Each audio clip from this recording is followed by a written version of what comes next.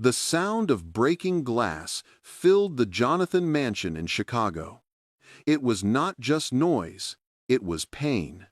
Three little boys were screaming inside, their cries echoing through the empty halls where laughter used to live. No maid had ever survived a full day in that house. Every one of them ran out in tears, some shaking, some whispering that the billionaire's children were cursed. That morning, as the chaos grew louder, a woman stood at the front door holding a small brown purse close to her chest. Her name was Naomi Brown, a simple woman with tired eyes and a quiet heart that had known too much loss. Everyone warned her not to take this job.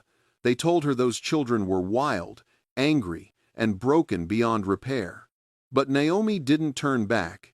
She had seen pain before, the kind that hides behind anger. Inside that house were three little boys, Declan, Damien, and Dennis, children who had lost their mother too soon. Outside the door stood a woman who had lost her family long ago, still carrying scars no one could see. The air felt heavy, like the house itself was holding its breath. Naomi lifted her hand to knock, not knowing that by the end of that day, her life, and theirs, would never be the same again. The morning sun rose slowly over Chicago, its light touching the tall windows of the Jonathan mansion. Inside that mansion, peace did not live anymore. The sound of children shouting and things breaking filled the air, the kind of noise that made the maids pack their bags and never return. In the middle of that noise were three small boys, Declan, Damien, and Dennis, only 6 years old, but already carrying the kind of sadness that could break a grown heart. They were the sons of Edwin Jonathan, a billionaire who once had everything: a wife he adored, a family that made him proud, a home filled with joy. But all that ended the day Grace, their mother, died in a car accident. Since that day, the house became a battlefield. The boys threw things, broke furniture, and shouted at every maid that tried to care for them. They didn't want anyone near them, and they didn't want kindness. They only wanted the mother who would never come back. That morning, the boys were in the living room, turning it upside down. Feathers from broken pillows floated through the air like snow, paint was splattered across the wall, and a broken vase lay near the fireplace. "You can't make us like you," Declan shouted, his small hands shaking as he threw a toy car at the wall. "We don't want another maid. We want our mama." Damien and Dennis stood behind him, their faces covered with tears and dust. They were angry, but behind that anger was fear, a fear of being left again. Just then, the heavy front door opened, and Naomi Brown stepped inside. She stopped for a moment, taking in the mess, the noise, and the broken pieces that told the story of a home without peace. She had heard about the Jonathan triplets before she came, how no maid had lasted more than a day, how they screamed until the walls shook. But what Naomi saw in that moment was not wildness, it was pain. Her heart ached as she watched the boys throw toys and scream. They looked so small, so lost, and so hurt. Naomi had known that kind of pain too. When she was only 7, her parents had died in a fire. She had been passed from one foster home to another, never loved, never wanted. Pain was something she understood better than anyone. She took a slow step forward, her soft voice cutting through the chaos. "I know you miss your mama," she said gently, "and I'm not here to replace her. I'm here because I think you need someone who understands what it feels like when your world falls apart." The boys stopped throwing things. Their little hands froze in midair. No maid had ever spoken to them like that before. Declan narrowed his eyes. "You don't know anything about us," he said. Naomi walked closer, careful not to scare them. She knelt down so she could look at them at eye level. "You're right," she said softly. "I don't know everything about you yet, but I know you're scared, and I know you're angry. I also know you think if you're mean enough, I'll leave just like all the others did." The boys exchanged looks, confused by her calmness. No one had ever spoken to them without shouting back. "But here's something I want you to know," Naomi said, her voice steady. "I'm not going anywhere. By the end of today, I'll show you something that will change how you see people." The boys said nothing. They just watched her, unsure if they should believe her. Before Naomi could say another word, heavy footsteps echoed from the hallway. The boys' faces turned pale. "He's coming," Damien whispered. Naomi turned her head slightly. "Who's coming?" Daddy," Dennis said quietly, his lips trembling. "He's going to be mad about the mess." Naomi didn't move. She waited as Edwin Jonathan entered the room, his face tired, his suit wrinkled, his eyes full of sadness he could no longer hide. He stopped when he saw the room, his expression a mix of anger and heartbreak. "What happened here?" Edwin asked, his voice quiet but heavy. The boys stepped back, their shoulders shaking. Declan tried to speak, but tears filled his eyes. "We didn't mean to, Daddy," he said, his voice small. Edwin sighed deeply, running a hand over his face. "You boys can't keep doing this," he said. "You're breaking everything." Naomi looked at him closely. She could see the exhaustion in his eyes, the way he was trying to stay calm while holding back his own pain. "Mr. Jonathan," she said softly, "it's okay. I'll take care of it." He looked at her, surprised. "You're still here?" "Yes," Naomi said simply. "I'm still here." Edwin stared at her for a moment. Every other maid had given up within hours. Yet this woman stood there, calm in the middle of the storm. "Good luck," he said quietly, turning to leave. Naomi watched him go, then turned back to the boys. "Your dad loves you," she said gently. "He just doesn't know how to show it right now. When grown-ups are hurt, they forget how to talk sometimes." The boys were quiet. For the first time, no one was crying or throwing things. Naomi smiled a little. "How about we clean up together?" Declan frowned. "You really think we'll listen to you?" Naomi nodded. "Yes, because I think deep down you want someone to stay." The boys looked at each other again, unsure. Naomi began picking up broken toys from the floor. She didn't tell them to help, she just started working. Slowly, Dennis walked over and handed her a piece of a broken frame. "That's Mama's picture," he said softly. Naomi took the frame carefully and smiled. "Then let's fix it together," she said. For the first time, the three brothers sat on the floor beside her. They didn't speak, but their silence was no longer angry. It was soft, almost peaceful. Outside the window, Edwin stood in the hallway watching them. His chest felt heavy as he saw Naomi sitting on the floor with his sons, something no one had managed to do since Grace died. He didn't know who this woman really was, but a strange feeling told him that something was about to change. Naomi looked at the boys, her voice quiet but strong. "We'll start again tomorrow," she said. "And I promise you, I'm not leaving." What none of them knew was that the world outside that mansion was already whispering their names, and before the next sunset, something far more painful and shocking would come knocking at their door. The next morning in Chicago was quiet, the kind of quiet that felt too heavy for a house filled with children. The Jonathan mansion stood tall and proud, but inside, it carried the silence of grief. The sun shone through the large windows, touching the family photos on the wall. Some were old, showing a happy family of 5. Edwin Jonathan with his wife Grace, and their 3 smiling boys, Declan, Damien, and Dennis. Those smiles were gone now. Naomi Brown woke early that morning, sitting on the edge of her small bed in the guest room. Her heart beat calmly, not from fear, but from hope. She looked around the room that had been prepared for her, clean and simple, with a small table and a vase of fresh flowers. She touched the petals gently and smiled. It had been a long time since she had felt useful. She whispered to herself, "Today will be different." Downstairs, Edwin sat alone at the dining table. A cup of coffee sat untouched in front of him, the steam fading into the air. He had been awake most of the night thinking about the woman who came into his home yesterday. There was something about her that felt different. She didn't seem afraid of his sons or their anger.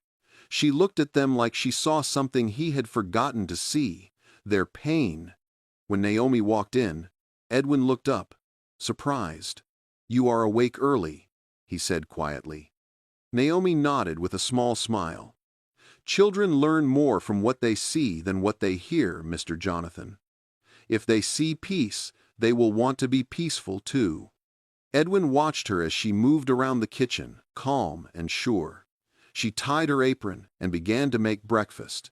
He could smell the warm scent of butter and eggs. It reminded him of the mornings when Grace was still alive. After a few minutes, the sound of small footsteps echoed down the stairs. The triplets appeared, their hair messy, their faces sleepy and unsure. They stopped when they saw Naomi cooking. Damien rubbed his eyes. "You didn't leave?" he asked quietly. Naomi smiled. "I told you I wouldn't." Declan frowned. "They all said that. They all left." Naomi nodded slowly. "Yes, but I am not all of them." The boys didn't move closer, but they didn't run away either.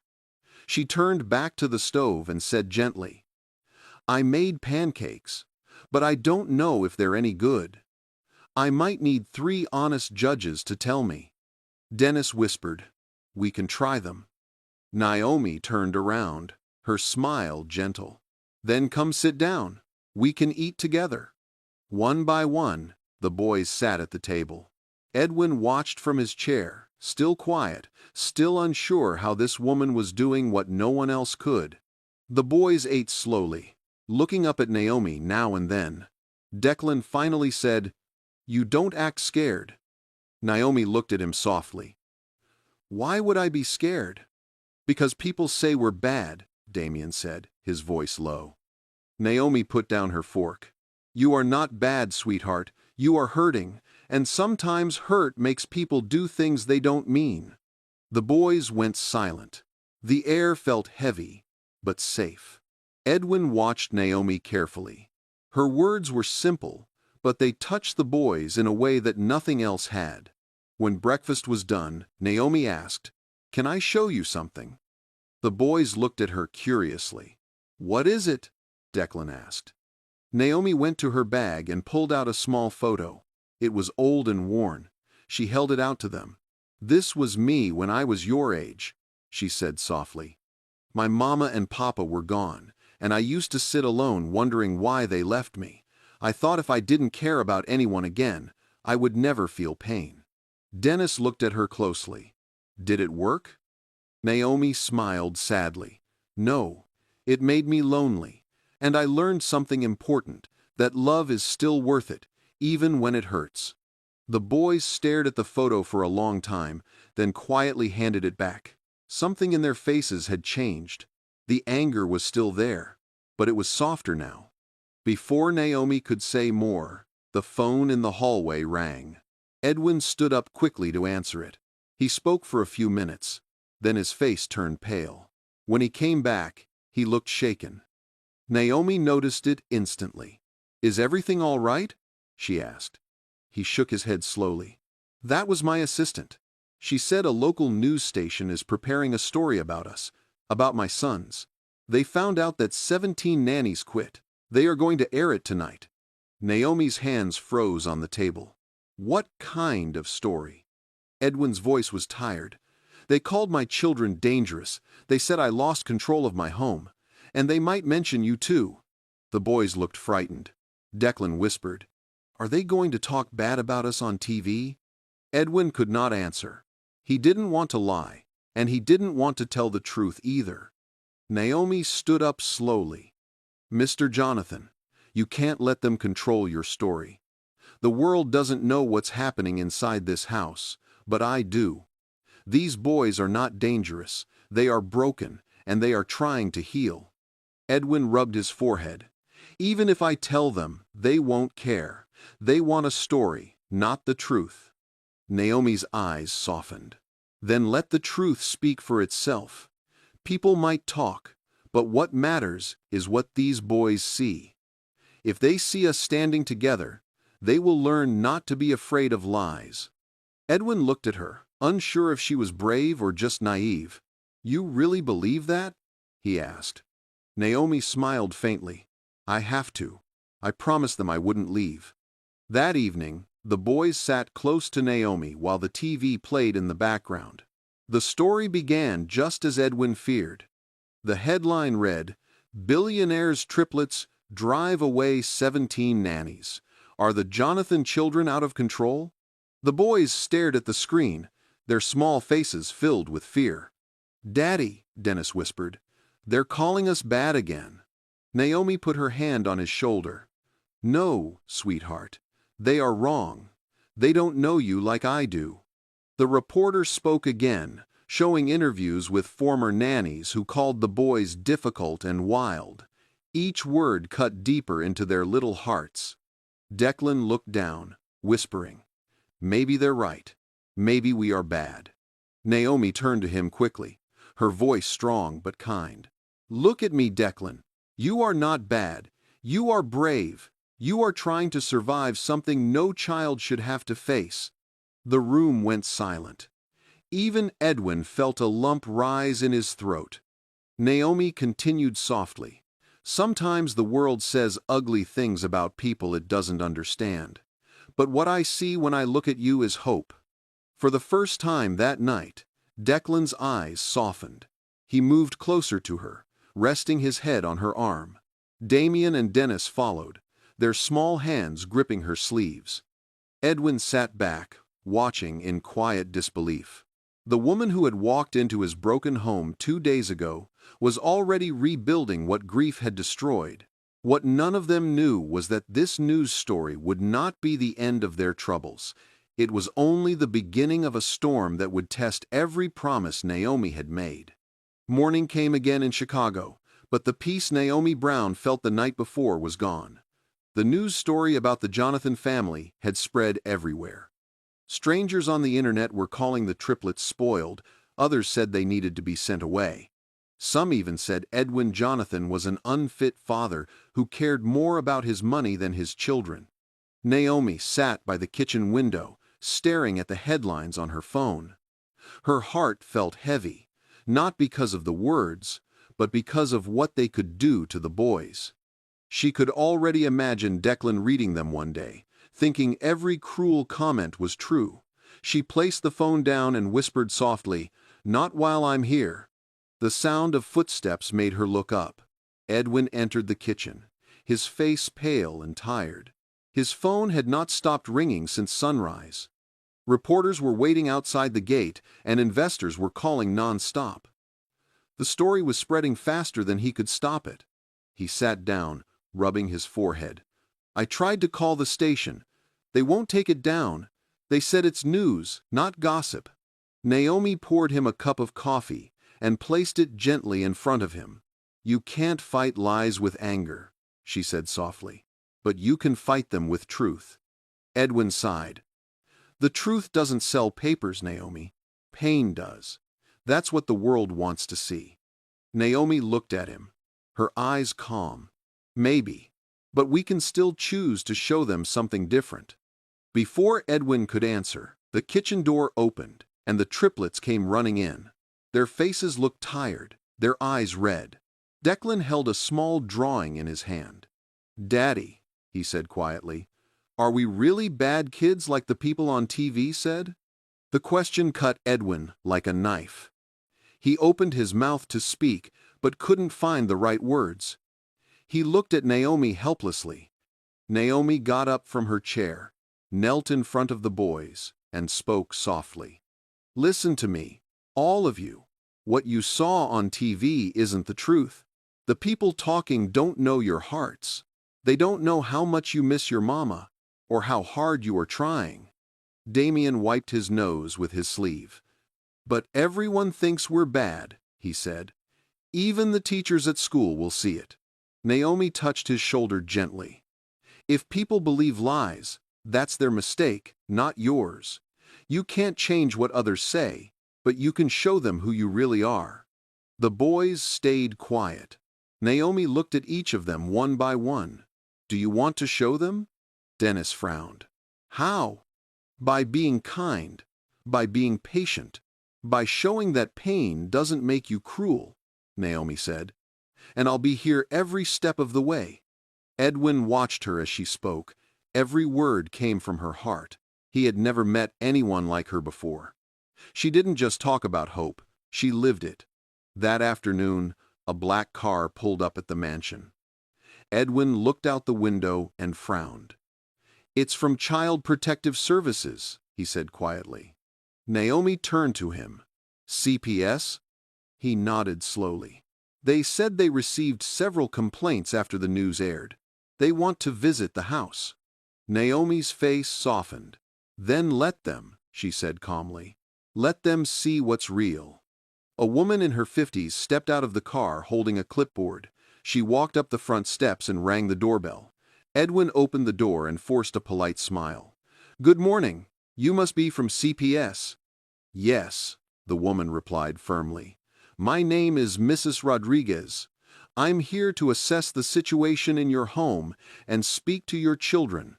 Edwin led her to the living room, where Naomi was sitting with the boys.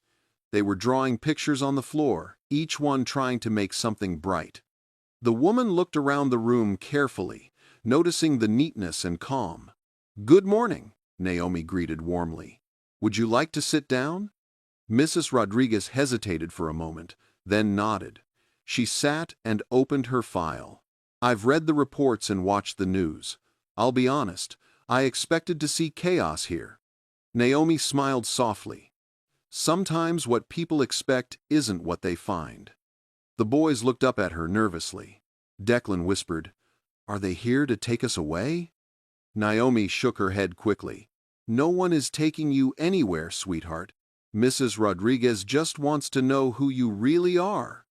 The social worker looked at the boys. "Can you tell me what it's like living here?" Declan spoke first. "We miss our mama. We get angry sometimes, but we're trying to be good now." Damien added quietly, "Naomi helps us remember mama without crying all the time." Dennis held up his drawing. It showed a stick-figure family standing in front of a house. "This is us," he said proudly. "Naomi says families can heal." Mrs. Rodriguez studied the picture, then looked at Naomi. "You've been here only a few days?" Naomi nodded. "Yes, but pain doesn't care about time. It cares about understanding." For the next hour, Mrs. Rodriguez observed everything. She watched how Naomi listened patiently to the boys, how Edwin knelt beside them when they asked questions, how laughter slowly returned to a home that once only knew shouting. When it was time to leave, Mrs. Rodriguez stood up and looked at Edwin. "Mr. Jonathan, I've done this job for 20 years. I came here expecting to find 3 out-of-control children. What I found instead is a family learning to heal. You're doing something right." Edwin let out a breath he didn't know he was holding. "Thank you," he said quietly.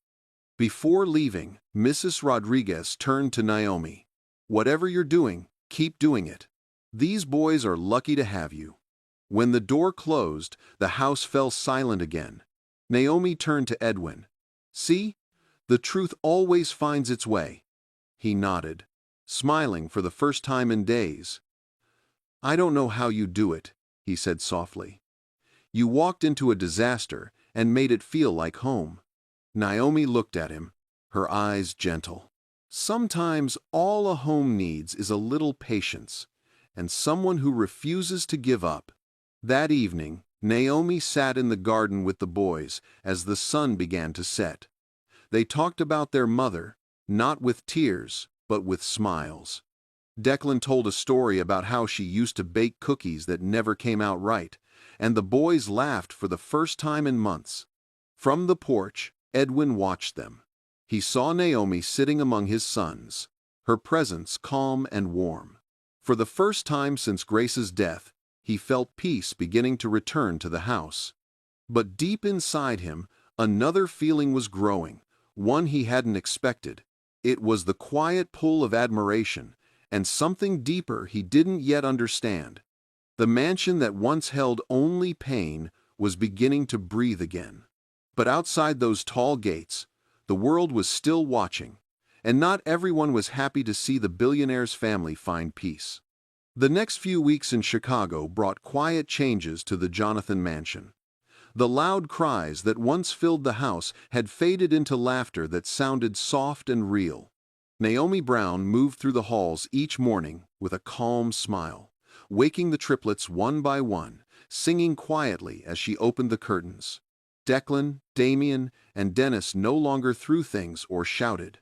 They still argued sometimes, but even their fights ended with hugs or laughter instead of broken glass. Edwin Jonathan watched all of this with quiet wonder. For the first time in many months, his home felt alive again. He no longer stayed at the office until midnight. Every evening, he came home early just to hear his boys talking to Naomi, telling stories and asking endless questions. Naomi had done what 17 nannies could not. She had brought peace to his house. One evening, Edwin sat on the balcony outside his office, staring at the sunset over Chicago. Naomi stepped outside, holding 2 cups of tea. She handed one to him and sat down beside him without a word. For a moment, they both watched the orange sky, quiet but comfortable. Edwin finally spoke. "When Grace died, I thought my family died with her. I didn't know how to reach them. I didn't know how to reach myself either." Naomi looked at him softly. "Grief makes us believe that love ends with death, but it doesn't. Love changes form. It becomes memory, kindness, and the way we hold on to each other after loss." He looked at her for a long moment, his voice low. "You speak like someone who has known pain for a long time." Naomi smiled sadly. "I have. I lost my parents when I was a little girl. I learned early that pain can destroy you, or it can teach you how to understand others." They sat in silence again, the sound of the city faint in the distance. Then Naomi said quietly, "Your boys are healing because they see you trying. They see that you want to be better." Edwin nodded slowly. "They deserve a father who shows up. For a long time, I was just a man working to forget. But lately, I find myself wanting to come home early." Naomi looked at him, her eyes kind. "Because home feels safe again." He turned to her, his voice gentle. "Because you made it safe." The words made Naomi's heart beat faster, but she stayed quiet. She had not come to this house to be admired. She had come to help a broken family heal. Still, something inside her began to stir, something she tried to ignore. The next morning, the mansion was full of movement. The triplets were getting ready for school, and Naomi was helping them find their shoes. "Dennis, your backpack," she called. "It's under the chair, sweetheart." Dennis ran to get it, smiling. "You remember everything, Naomi." "Because I listen," she said, laughing softly. "Now go eat before your cereal turns soggy." Edwin stood by the door watching her, his heart full of quiet admiration. She moved like she had always belonged there. She didn't just take care of his children, she loved them. After the boys left for school, Naomi stayed behind to tidy the house. The morning light made the living room look warmer.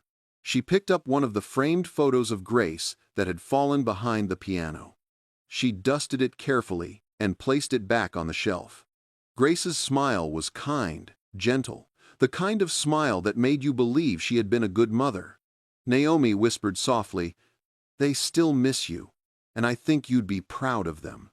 She turned around and saw Edwin standing behind her. He looked tired but peaceful. "I used to talk to her too," he said quietly, "every night, even when I thought no one could hear me." Naomi nodded. "Talking helps the heart remember." He walked closer, his eyes meeting hers. "Naomi, I don't know what I would have done without you." "You would have kept going," she said simply. "Because that's what love makes people do." Before either could say another word, the house phone rang sharply. Edwin answered, and his expression changed. "What do you mean, more reporters?" he said into the phone. His face darkened. "No, they can't come here. This is my home." Naomi frowned. "What's wrong?" Edwin hung up the phone slowly. The news story went viral. Reporters are standing outside the gates again. They want an interview. Some are saying you are only here for publicity. Naomi looked down for a moment, hurt flashing across her face. "They can say what they want," she said softly. "I know why I'm here." Edwin stepped closer. "I know too, and I won't let anyone take that from you." Outside, voices were already shouting near the fence. The Triplets school bus was returning, and Naomi's heart sank. She didn't want the boys to see the crowd of cameras. She ran to the front door, but it was too late. The boys were already standing on the driveway, confused by the flashing lights. Reporters called out questions. "Declan, is it true you made your nannies quit?" "Damien, do you think your father is a bad parent?" Naomi rushed forward, her voice calm but firm. "That's enough. Please, leave these children alone." The cameras turned toward her instantly. "Naomi Brown," one reporter shouted, "how do you feel working for a family that the whole country is talking about?" Naomi took a deep breath. Her hands shook slightly, but her voice did not. "I feel proud," she said clearly, "because I see 3 brave boys trying to heal. I see a father learning to be present, and I see love fighting its way back into this home." The reporters went silent for a moment, surprised by her words. The boys looked at her with wide eyes, standing close together. Edwin stepped forward, his arm around his son's. "You heard her," he said. "Now leave." Security moved in and began escorting the press away from the gate. Naomi turned to the boys and smiled softly. "You're safe now. Let's go inside." Inside the house, Dennis held her hand tightly. "Naomi," he whispered, "you weren't scared of them." Naomi knelt down and looked at him gently. "I was scared, sweetheart, but I stayed calm so you wouldn't be. Sometimes being brave just means not running away." Declan hugged her waist suddenly. "You're the only one who didn't run away." Naomi smiled and kissed his head. "And I never will."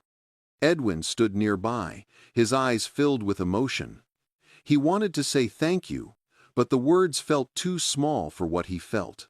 That night, after the boys had gone to bed, he found Naomi sitting alone in the garden. The air was cool, and the city lights shimmered in the distance. She looked up when he approached. "I owe you more than I can ever repay," he said softly. Naomi shook her head. "You don't owe me anything. I'm only doing what someone once did for me. Someone stayed when everyone else left." Edwin looked at her for a long time. "You've become part of us, Naomi. I don't think this house would survive without you now." Naomi smiled faintly.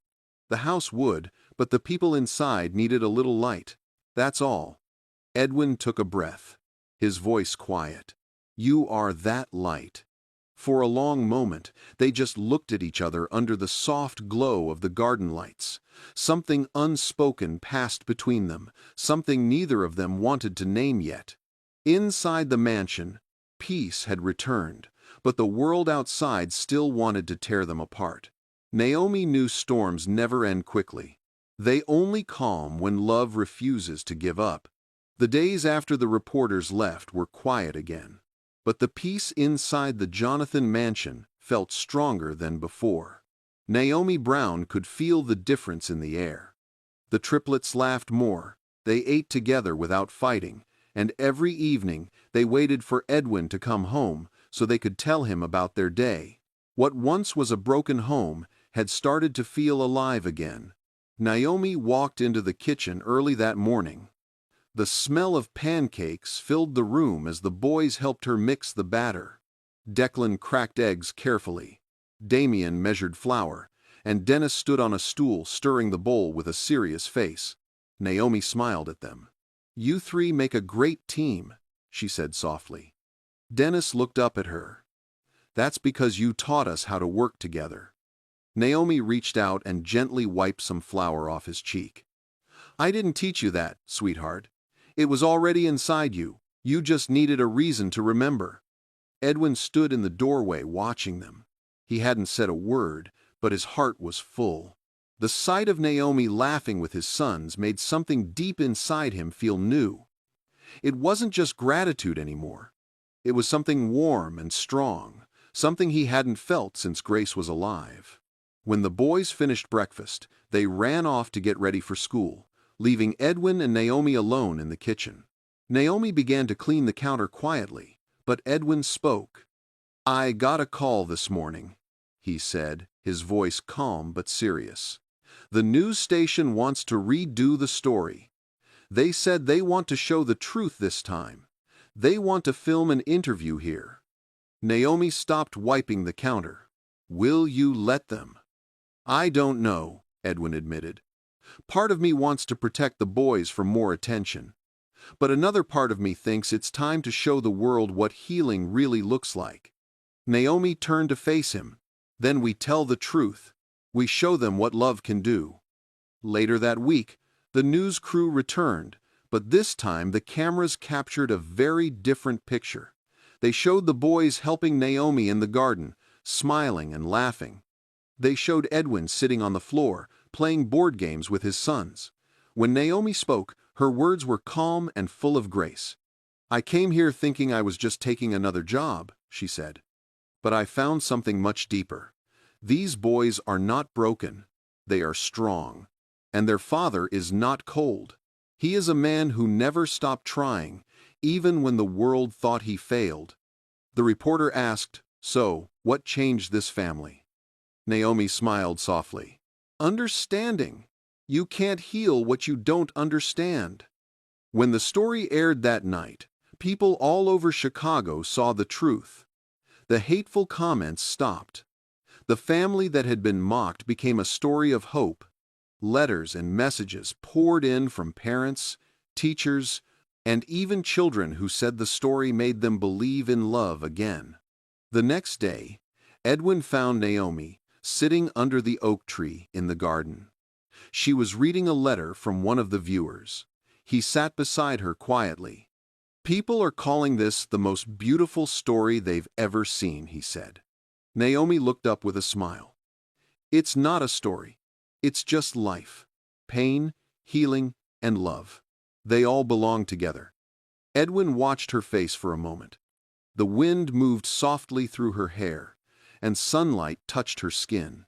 "Naomi," he said slowly, "when you came here, you didn't just save my sons.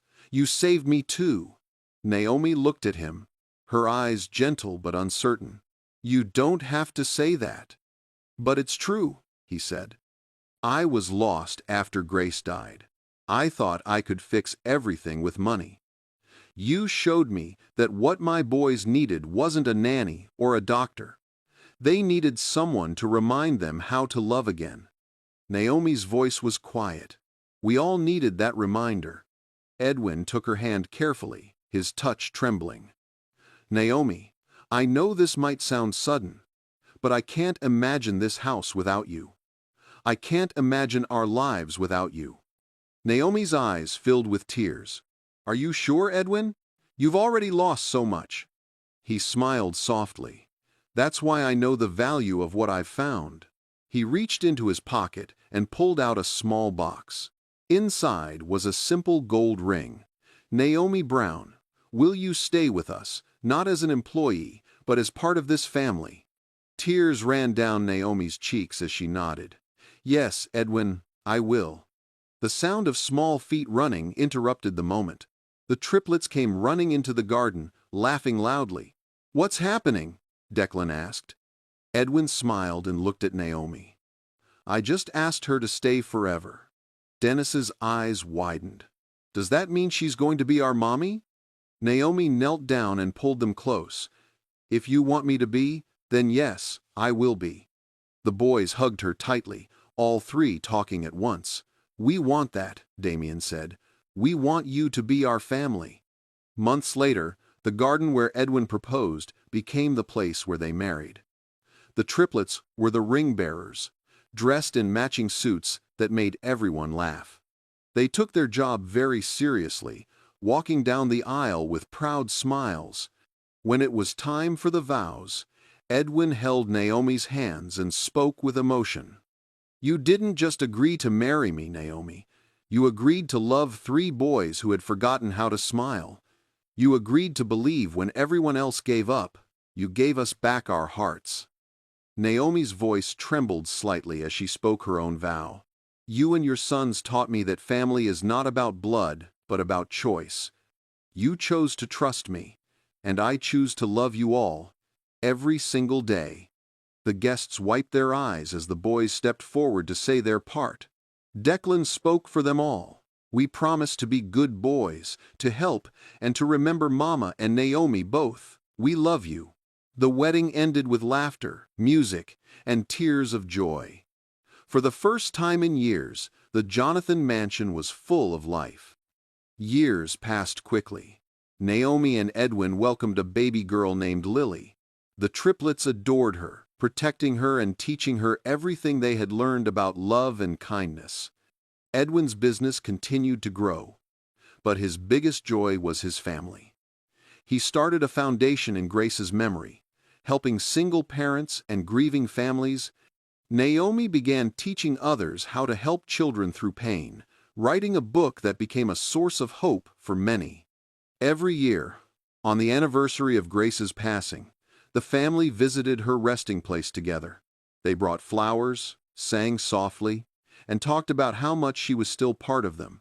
Naomi would kneel beside the boys and whisper, "Love doesn't die, it just finds a new way to live." Now, when people in Chicago spoke of the Jonathan family, they no longer mentioned tragedy. They spoke of strength, of love, and of how a simple woman with a kind heart walked into a broken house and changed it forever. One night, after tucking the children into bed, Naomi stood in the hallway looking at their family photos. Edwin came up behind her and placed his arm around her shoulders. "You gave me back my life," he said quietly. Naomi turned to him with a warm smile. "You just needed someone to remind you that love never leaves. It only waits for us to see it again." As the lights dimmed and the house grew quiet, laughter from the children's room echoed softly down the hall. The mansion that was once filled with cries of pain now held the sweetest sound of all, the sound of a family that had finally learned how to love again. Dear viewers, this story reminds us that no matter how broken life may feel, love still has the power to heal everything. Naomi Brown walked into a house filled with pain and silence, but through patience, kindness, and understanding, she turned it into a home filled with laughter and peace. She showed us that even the smallest act of love can rebuild what grief tried to destroy. Sometimes, the people we least expect become the ones who change our lives forever. And sometimes, all a hurting soul needs is someone who refuses to walk away. Tell us in the comments where you are watching from and what you learned from this story. Did Naomi's courage and love inspire you the way it inspired us? If you were touched by this story, don't forget to like, subscribe, and share so that others can also feel the message of hope and family. And if you want more powerful, emotional stories like this one, type "more stories" in the comments, and you will be the first to get our next heart-touching story. Before you go, here are 3 questions for you to answer in the comments. 1. What lesson did you learn from Naomi's story? 2. Do you believe love can truly heal pain the way it healed the Jonathan family? 3. What would you have done if you were in Naomi's place that first day in the mansion?